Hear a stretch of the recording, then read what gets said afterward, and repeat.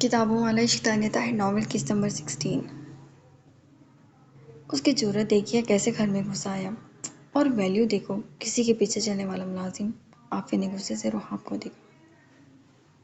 حالانکہ سارم نے اجازت دی تھی آج اپنے گھر جانے کی، لیکن وہ پھر بھی نہیں جا سکی تھی۔ رحاب کا چہرہ اتر سا گیا۔ بلال آیا بھی چلا بھی گیا، نہ اسے دیکھ سکی نہ ہی مل سکی۔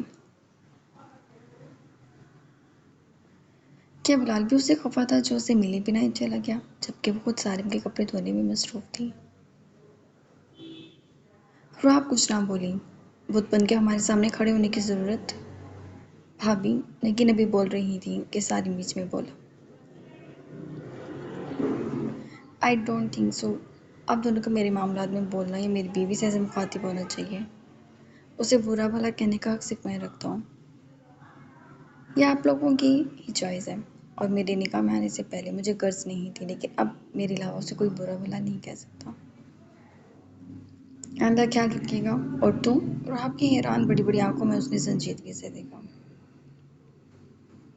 جی؟ وہ ذرا گھبرائی ہوئی سی بولی اس کے ایک دم سے بولنے پر۔ تمہیں کہا تھا اپنے گھر چلی جاؤ اور اپنے بھائی سے طلاق کی بات کرو، وہ سب کے سامنے بولا تھا تاکہ مطمئن کر سکے سب کو کہ وہ اپنے مقصد سے 1% بھی نہیں ہلا تھا۔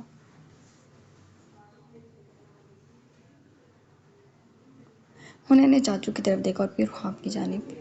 دل میں کہیں سکون سا ملا تھا کہ اسے کوئی نہیں بھولا۔ جی میں آج نہیں جا سکی۔ یہ بہانے بنانے کی ضرورت نہیں ہے، اپنے گھر جاؤ اور طلاق نامہ لاؤ، تمہاری عافیت اسی میں ہی ہے۔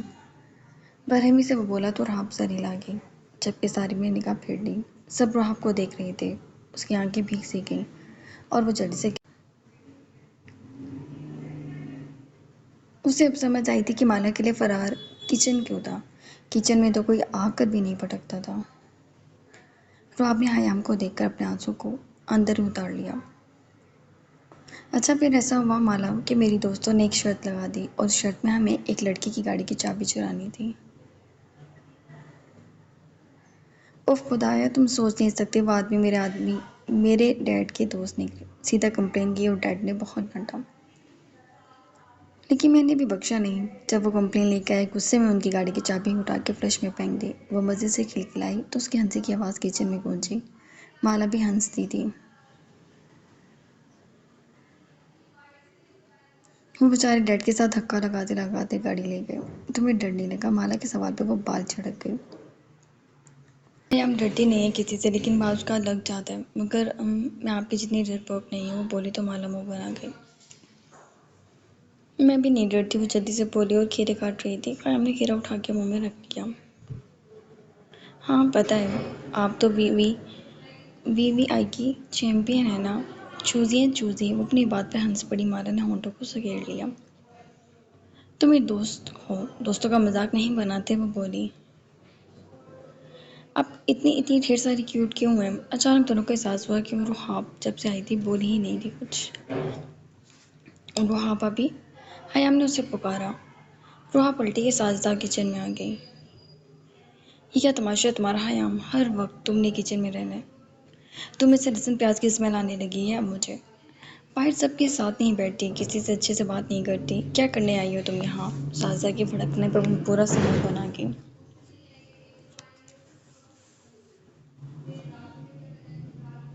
ماما میں لڑکیوں کے ساتھ تھی ہوں، اب مردوں کے بیچ آ کے بیٹھ جاؤ، وہ منہ بنا کے بولی، جبکہ مالا اور رحاب کام میں لگی رہیں۔ زیادہ بات نہ کرو، باہر آؤ شاور لو۔ ماما میں کیوں لوں شاور؟ وہ غصے سے بولی چڑ کر۔ تمہارا رشتہ کرنا ہے میں نے یہاں۔ کس سے؟ سات بھائی سے۔ وہ تو اتنے بڑے ہیں مجھ سے، وہ گھور کر بولی۔ حیام زیادہ زبان نہ چلاؤ، جاؤ۔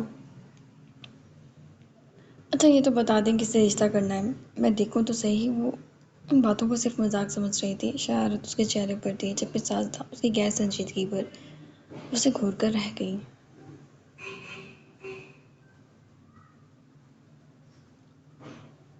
جبکہ حیام ہنستے ہوئے باہر مجبوری ماں کی بات ماننے کو چلی گئی۔ آپ کو کیا ہوا؟ مالا نے نرمی سے پوچھا۔ کچھ نہیں، وہ مسکرائی اور مالا کی جانب دیکھنے لگی۔ تم کافی تیزی سے ایک دم سارے کام کر لیتی ہو، وہ اس کی تعریف کرنے لگی۔ روحا نے بس تھوڑی بہت مدد کی تھی اور وہ ساری ڈشز بھی بنا چکی تھی۔ مجھے مشکل نہیں لگتا کوئی کام، مالا مسکرائی۔ تو تمہیں مشکل کیا لگتا ہے؟ روحاب نے اس کی سمت دیکھا۔ لوگوں کے رویے، ان کی حقارت سے بھری آنکھیں۔ وہ اچانک بول گئی جبکہ روحاب بھی سنجیدہ ہو گئی۔ سوری، میں بس ویسے۔ اٹس اوکے، تمہاری جتنی ویلیو ہے میری بھی۔ وہ مالا کا شانہ تھپتھپا گئی۔ لیکن سارے ماموں آپ کو سپورٹ کریں گے، وہ بہت اچھے ہیں۔ مالا نے پھر سے حمایت کی۔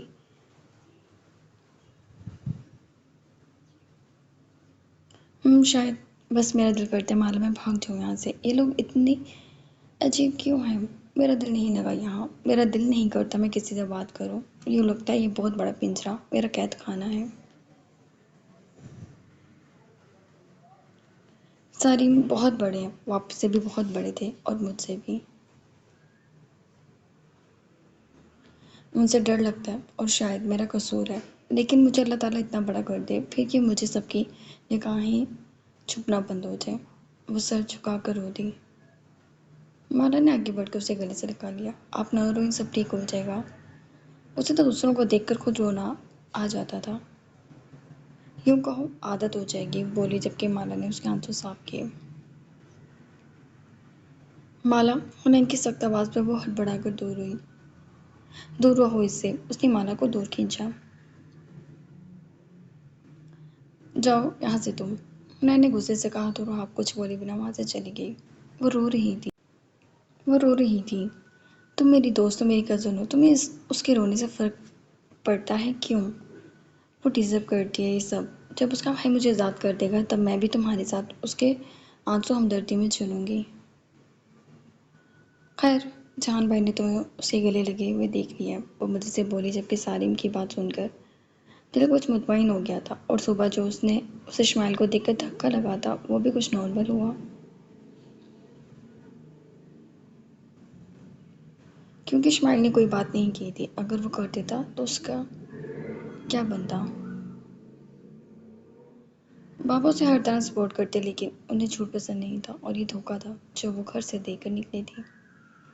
پہلے اس نے ایسا ویسا کچھ نہیں کیا تھا کہ اس کے باپ کی عزت کو کچھ ہو، لیکن وہ دھوکہ دے کر گئی تھی، اور زندگی میں کبھی نہیں کرنا چاہتی تھی، اور زندگی میں کبھی نہیں چاہتی تھی کہ یہ بات کھلے۔ حنین کی بات سن کے مالا کے چہرے کے رنگ اڑ گئے۔ حنین ہنسی۔ وہ تو ابھی آئے نہیں تھے، وہ بولی۔ تمہیں کہا تھا نا تم جہان بھائیوں سے شادی کر کے اپنی جان چھڑوا لو، ہر وقت کا ڈر و خوف ختم ہو جائے گا، وہ سکون سے بولی۔ کھانا آج مل جائے گا یا ہمیں؟ سعد نے کچن میں جھانکا۔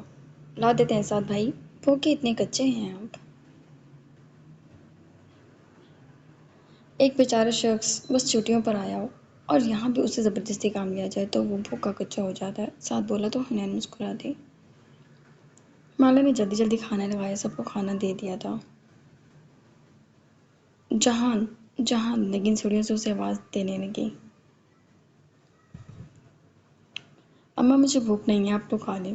جہان موبائل کان سے لگائے نکلا اور بولا۔ وہ نائٹ ڈریس میں تھا، اچانک جس طرح وہ نکلا سب اس کی سمت اوپر دیکھتے رہ گئے۔ سلک سے سلک سے کپڑے کے نائٹ گاؤن میں تھا وہ، اور اس کا جھانکتا چوڑا سینہ، اور سیاہ رنگ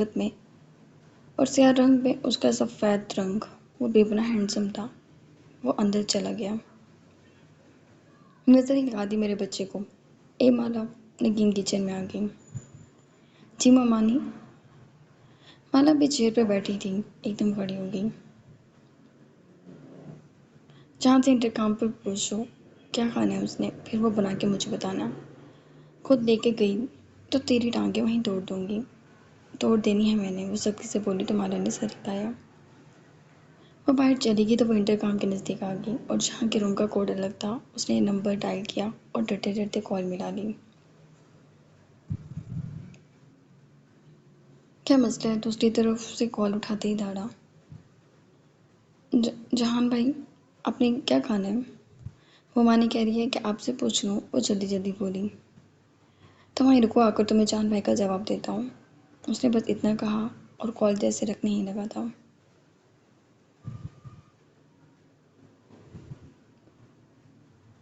جان اب کیا کہیں گی؟ مالا بولی تو وہ آگے دل پہ ہاتھ رکھ گیا۔ ہم آگے لائن پر، ویسے مجھے نہیں پتا مالا۔ کچن سے کانٹیکٹ کرنے کا نمبر 15 ہے۔ وہ بولا تو مالا جیسے سر جھکا گئی، جیسے وہ اس کے سامنے ہو۔ سر جھکانے کی ضرورت نہیں ہے، بس کافی اور بوائل ایگ لے آؤ، اور خدا نہ مجھے بار بار نہ کہنا پڑے۔ کہہ کے فون بند کر دیا، جبکہ مالا کو لگا اسے غصہ آ رہا ہے اب، اور ایک دم وہ منہ پر ہاتھ رکھ گئی۔ اسے غصہ کیسے آ رہا تھا؟ اس کے اندر یہ حس تھی بھی، غصہ جیسے لفظ سے کوئی آشنائی نہیں تھی اسے۔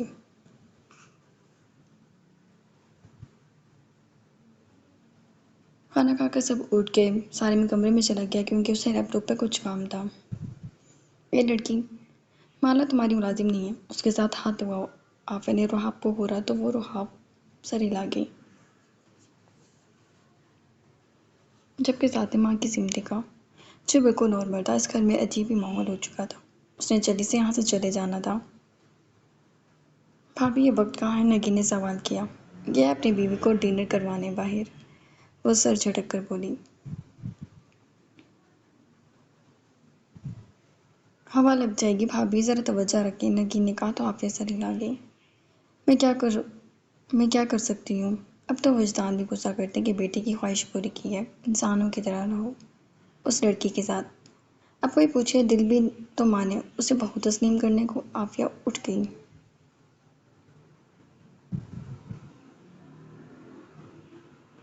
جان سے بات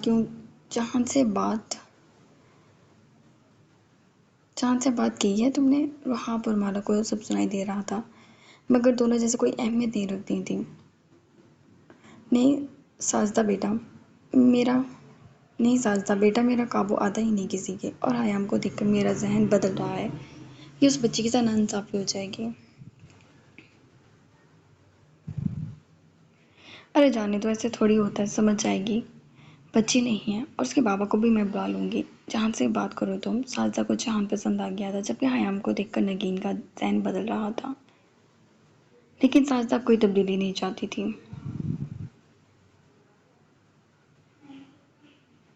کرتی ہوں بات، بلکہ اس کا کھانا بنا دیا؟ نگین نے پوچھا۔ جی ممی۔ ٹھیک ہے، اب دونوں اپنی شکلیں لے کر دفعہ ہو جاؤ، نگین بولی تو دونوں ٹیبل صاف کر کے چلی گئی۔ وہ اب سارم کے روم میں آ گئی، جبکہ مالا اپنے پورشن میں چلی گئی۔ وہ کمرے میں آئی تو وہ لیپ ٹاپ پر جھکا ہوا تھا۔ کمرہ سارا ہی صاف تھا۔ رحاب کو اچانک لگا اس کے پاس تو کوئی کام ہی نہیں، وہ تو فارغ ہو گئی ہے۔ وہ پہلے واش روم چلی گئی، تقریباً آدھا گھنٹہ واش روم میں ہی لگ گیا۔ پھر باہر آئی تب بھی وہ کام کر رہا تھا، اور وہ صوفے پہ جا کے بیٹھ گئی۔ وہ اسے کوئی کام دے دیتا تاکہ وہ مصروف ہو جاتی۔ اچانک رحاب کو دارم کی یاد آنے لگی تھی، اس کی آنکھیں بھیگ گئیں اور وہ سر گھٹنوں پر رکھ گئی۔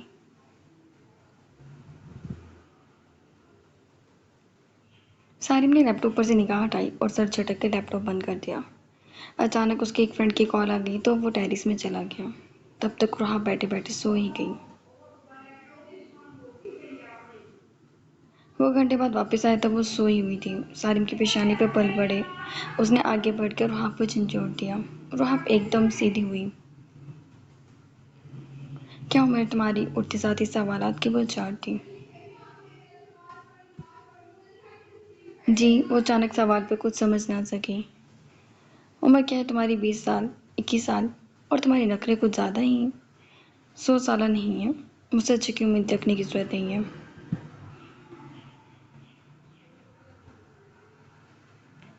تم مجھ سے دوری مینٹین کر کے کیا ثابت کرنا چاہتی ہو؟ ہاں، بہت بھولی معصوم ہو، شکل تو تمہاری بہن کی بھی تھی، لیکن اندر کا میل منہ پر آ ہی جاتا ہے۔ یہ ڈرامہ بازی میرے ساتھ نہیں چلے گی۔ وہ گھور کر بولا تو رحاب کچھ کہہ نہ سکی کہ وہ کس بات پر اسے نیند سے اٹھا کے ڈانٹ رہا تھا۔ آئندہ صوفے پر سوتی بھی نہ دکھنا. مجھے جب تمہاری ضرورت ہوگی مجھے کوئی روک نہیں سکتا تمہیں چھونے سے، تم خود بھی نہیں. بیڈ پر جاؤ، وہ بولا تو آپ جلدی سے کھڑی ہو گئی اور بیڈ کی سمت چلی گئی. معلوم نہیں وہ اتنی نیند میں کیسی تھی، شرافت سے بیڈ پر لیٹ کر سو بھی گئی.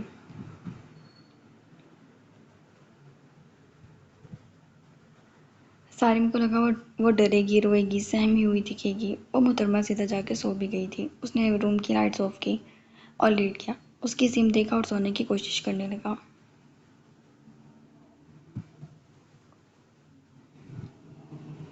لیکن دماغ میں اس کے وہ دن جیسے چھپ گیا تھا.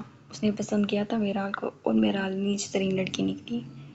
تبھی آپ سے کوئی دلچسپی نہیں تھی اسے.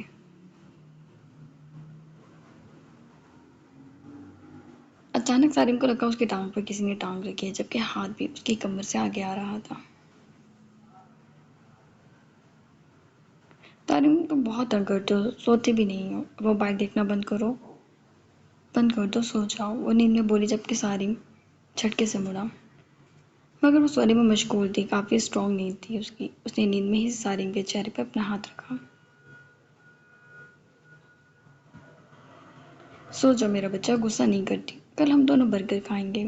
تم پاگل ہو گئی ہو، وہ بھڑکا. بہت بدتمیز ہو تم. اس نے ہاتھ اٹھایا جبکہ سارم اس کی ٹانگ کو دیکھنے لگا. نیند میں باتیں کرنے کا مقصد کیا ہے؟ سارم سمجھا ہی نہیں. اس کو جھٹکا. چھوٹا بیبی. وہ مسکرائی اور جلدی سے اس کو خود میں بھیجنے کی کوشش کرنے لگی. سارم اٹھنے بھیج گیا. روحا، وہ بولا، لیکن وہ اس کی گردن میں منہ دیے سونے لگی جبکہ اس کے سینے پر تھپکی دے رہی تھی.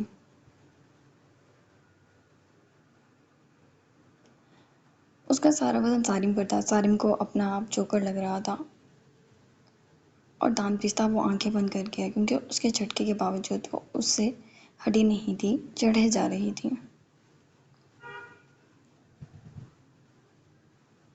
وہ خود ہی ہار مانتے سونے کی کوشش کرنے لگا. اس نے آنکھیں بند کی تو اس کی گردن سے عجیب سی خوشبو آنے لگی. سارم نے اپنا ذہن جھٹکا. وہ ایک بچی اور اوپر سے اس آوارہ لڑکے کی بہن میں. اس آوارہ لڑکی کے بارے میں کوئی سوچ نہیں رکھ سکتا تھا. ایسی ویسی اس نے سونے کی کوشش کی. لیکن جہان کے لیے ٹرے لے کر اس کے کمرے میں آئی تو جہان نے سب سے پہلے LCD آف کی اور سیدھا ہو گیا. آپ کی مائی مالا کہاں ہے؟ تم نے اپنا حلیہ دیکھا ہے؟ جوان لڑکی ہے وہ. اور تم؟ میں نے اس جوان لڑکی کی جوانی دیکھنی ہے تو اس میں کیا بڑی بات ہے؟ جہان، تمہیں ماں کے سامنے بھی بات کرتے ہوئے شرم نہیں آتی؟ نگین نے غصے سے دیکھا.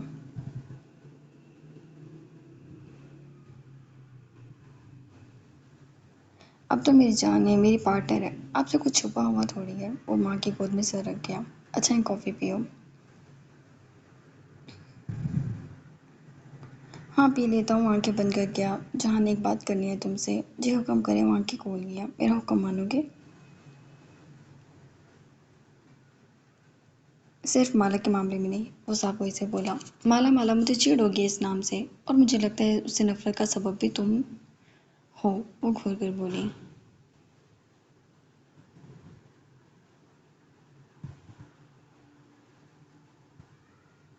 نہ کرے نفرت، اتنی پیاری تو ہے.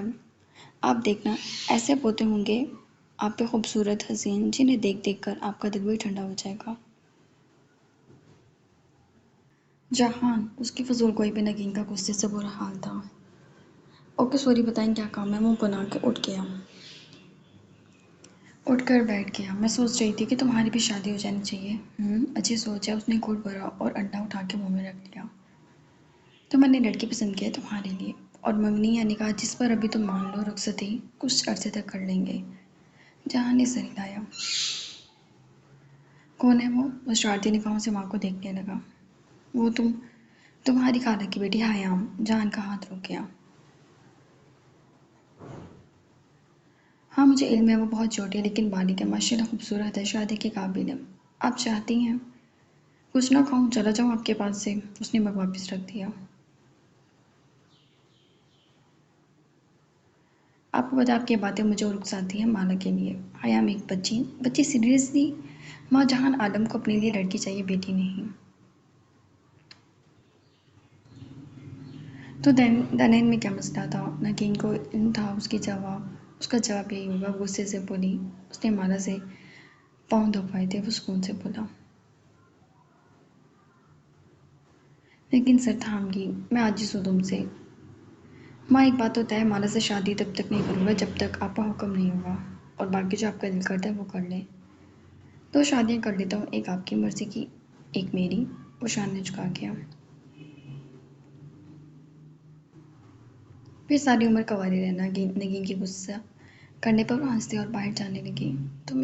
میں نے کہا ہے سوچ لو اس بارے میں. نہیں تھینک یو، سوچنے والی بات کوئی نہیں ہے. کوئی بات نہیں دکھ رہی مجھے. وہ کہہ کے LCD آن کر گیا جبکہ نگین باہر نکل گئی. وہ اداس ہو گئی تھی. آخر کون سی لڑکی وہ ڈھونڈ کر مالا کے مقابلے میں لا کے کھڑی کر دے.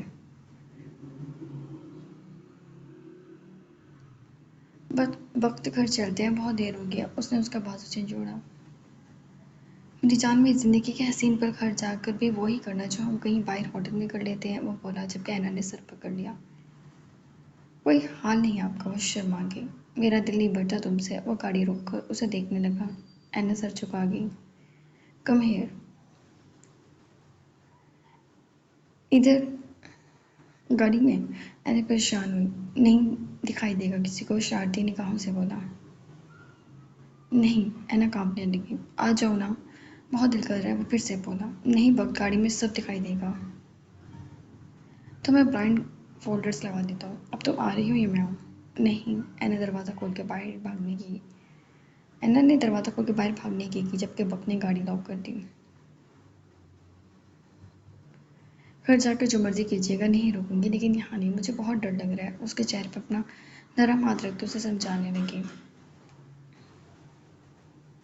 ہاں آج رات یہیں دیکھو. ایکسپیرئنس مختلف جگہوں کا ہونا چاہیے. وقت. اینا نے کانوں میں انگلیاں ڈال لی جبکہ وقت کا قہقہ ابھرا. اور آگے جھک کر اس نے اینا کو گود میں بھینچ کر چٹاچٹ اس کے چہرے پر پیار کر ڈالا. جانو تم وقت کی. میں نے ہنی مون ڈیسائیڈ کر لیا ہے. ہنی مون. وہ لمبا سانس بھر کے. کیوں کوئی مسئلہ ہے؟ وہ کھول کر بولا. تھک گئی ہوں میں. اس کے چہرے پر وہ اپنی انگلی سے ایک سطر کھینچتی بولی. تم یہ حرکتیں کرو گی تو میں گاڑی میں ہی کنٹرول کھو دوں گا. اچھا بس. بہت بے شرم ہے آپ. جہان سے کم. اینا ہنستی. کاش مالا اور جہان بھائی کی شادی ہو جائے. وہ بولی. وقت نے لمبا سانس لیا. ناممکن. چچی جان مالا سے سخت نفرت کرتی ہیں. وہ بولا. لیکن محبت تو جی جاتی ہے جیسے ہماری. وہ چیک کی وقت مسکرا دیا. اتنے میں دونوں گھر تک لوٹ آئے اور جیسے ہی گھر میں داخل ہوئے آدھی رات تھی. سب سو گئے تھے. عافیہ پانی لینے آئی تھی. اسی وجہ سے وہ دونوں دکھ گئے. وقت آ گئے ہو؟ عافیہ بولی. جی ماں جی. وہ ماں کے پاس آ گیا. جاؤ ریسٹ کرو. اینا تو میری بات سنو. وہ مسکرا کر بولی. وقت چلا گیا جبکہ اینا وہیں کھڑی رہی.